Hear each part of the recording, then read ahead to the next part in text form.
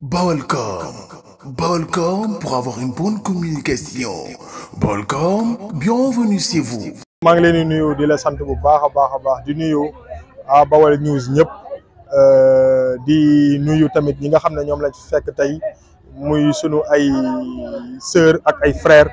vraiment muy waa Fulaar yëpp gis nañ leen fi mais li waral événement bi tey mooy les éclaireurs et éclaireuses de Diourbel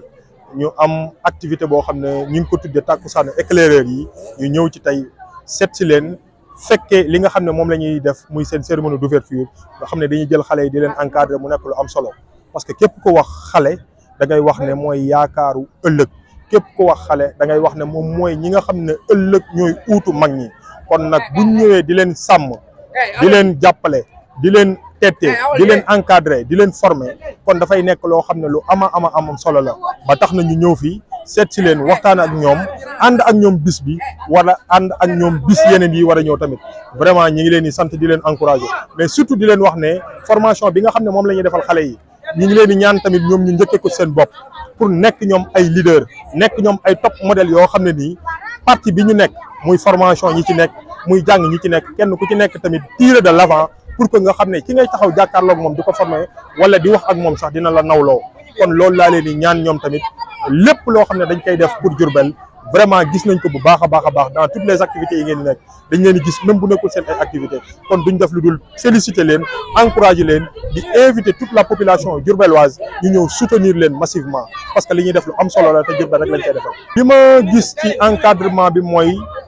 ñu xam li ñuy def lañ parce que gis naa ni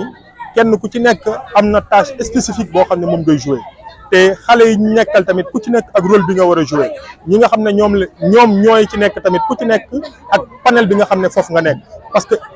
ñëw naa fekk naa leen catégoriser nañ leen ku ci nekk ak section bi nga yor wala équipe bi ngay diriger wala xale groupe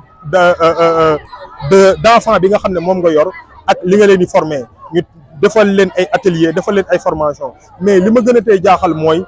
gis naa ne xale yi tamit kenn ku ci nekk yaa ngi yor goûter muy jus muy lekk muy leneen ak leneen kon ñoom au delà de formation au delà de leneen xale yi gis naa ne maruñu fi rafle wuñu fi te ñi ngi lekk ñi ngi naan vraiment maa ngi leen di féliciter encore di waxaat ne ñëpp nañ ñëw jàppale leen bu baax a baax di leen ñaanal yàlla taxawu leen yàlla jàppale leen di inviter ñëpp ñu jàppale leen ñun en tout cas mouvement pour le développement et l'entraide ànd defar suñu gox on est derrière vous et on sera toujours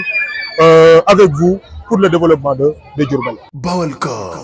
Balcom pour avoir une bonne communication. Balcom, bienvenue chez vous.